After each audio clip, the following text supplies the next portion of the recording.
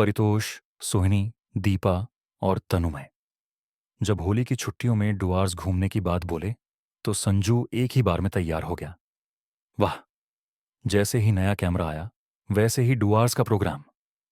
संजू ने नया कैमरा खरीदा था, एक मशहूर ब्रांड का।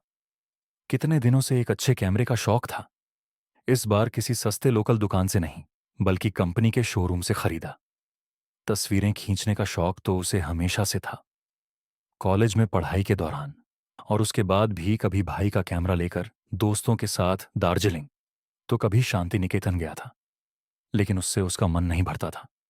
फिर सालों तक मोबाइल कैमरे से ही शौक पूरा किया, पर दिल में हमेशा एक अच्छे महंगे कैमरे की चाह बनी रही। नौकरी मिलने के 2 साल बाद आखिर वो सपना पूरा हुआ। जब कैमरे को केस से निकालकर काले बॉडी पर हाथ फिरा रहा था तो उसके मन में एक अलग तरह की खुशी हो रही थी, जैसे कोई स्त्री का स्पर्श पा रहा हो। उसका शरीर तक सिहर उठा था।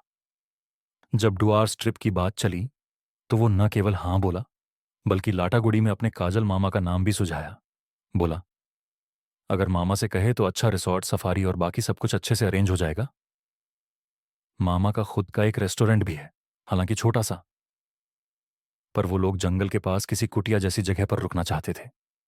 संजू ने कहा, मामा सब संभाल लेंगे। काजल मामा ने सिल्वर ओक नाम के रिसॉर्ट में 2 डबल बेड वाले कमरे बुक कर दिए। एक में 2 लड़कियां और दूसरे में 3 लड़के। एक एक्स्ट्रा कॉट भी ले लेंगे। दिन की रोशनी कम हो गई थी। अब तितलियों के पीछे भागने का कोई फायदा नहीं था। ऊपर देखा तो सब चाय और पकौड़े के साथ काजल मामा की कहानियां सुन रहे थे। संजू ने कैमरा बंद किया और ऊपर चला गया। थोड़ी ही देर में समझ गया कि मामा उसके पिता मणिदादा की कहानी सुना रहे हैं। यहां मणिदादा की बहुत सारी धान की जमीनें थीं और सब्जियों की खेती भी। ढेर सारे नारियल और सुपारी के पेड़ भी थे। हफ्ते में 2 दिन जंगल के बीच से होकर बाजार के आड़ती से हिसाब लेने जाते थे, लेकिन हमेशा शाम से पहले लौट आते। जंगली जानवरों की कोई कमी नहीं थी। कभी गुस्सैल बाइसन गांव में घुस जाता तो कभी तेंदुआ बकरी बछड़े उठा ले जाता। घायल हाथी पागल हो जाता। यहां तक कि कभी कभी गैंडे भी भटक कर आ जाते। फिर आपके पिताजी के साथ क्या हुआ? संजू समझ गया। दादाजी की कमर और हाथ टूटने वाली कहानी मामा अब रहस्यमयी अंदाज में सुनाएंगे।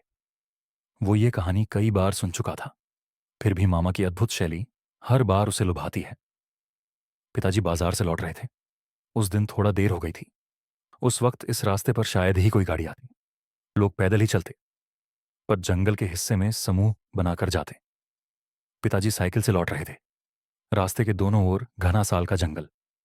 घंटे जैसी आवाजें हैं। ऐसा लगता जैसे किसी मठ में घंटा बज रहा हो। फिर मामा ने आगे बताया, अचानक उन्हें लगा जैसे रास्ते में कुछ बहुत ही काला और स्थिर खड़ा है। उनका दिल बैठ गया। ये तो वही खतरनाक हाथी कॉरिडोर है। ऑफिस से नोटिस भी आया था। पिताजी ने गलती से बैग से टॉर्च निकाली और उस काले हिस्से पर रोशनी डाल दी। फिर क्या था? वो स्याह अंधकार दहाड़ता हुआ पिताजी की ओर दौड़ा। उन्हें याद आया, यही वो घायल पागल दांत वाला हाथी है जो साथी के लिए लड़ाई में घायल हो गया था। फिर क्या हुआ मामा? पिताजी ने साइकिल वहीं छोड़ दी और भागते हुए फिसलकर एक गहरी नाली में गिर गए। वो बरसात में बहता हुआ तेज धार वाला नाला होता है, पर उस वक्त सूखा था। शुक्र है वहीं गिरे, नहीं तो हाथी नीचे नहीं आता और देख भी नहीं पाता। कई घंटे बाद उठने की कोशिश की तो कमर हिल नहीं रही थी। कंधे में असहनीय दर्द था। सुबह जब लोग ढूंढने निकले तो उन्हें बहुत नीचे गिरा हुआ पाया। हालांकि बाहर निकलने पर रात 8 बजे के बाद मना था, फिर भी नशे में सब बाहर निकल गए। बाहर विशाल पूर्णिमा का चांद चमक रहा था। कहीं भी अबीर की खुशबू नहीं थी, पर दूर से ढोल की धीमी आवाज सुनाई दे रही थी। संजू, हमारा एक क्लोजअप लेना, इस चांदनी में कमाल का लगेगा। तेरा तो बढ़िया कैमरा है। अपर्चर, लाइट, टाइमिंग सब सीख लिया, सर थके ना। वो चारों पास के एक बड़े पत्थर पर बैठ गए, लेकिन एक जोड़ी में नहीं बल्कि जोड़ियां बनाकर। परितोष और दीपा, तनुमय और सोहिनी, वो सब बहुत करीब आ चुके थे। बातें गड्डमड्ड हो रही थीं।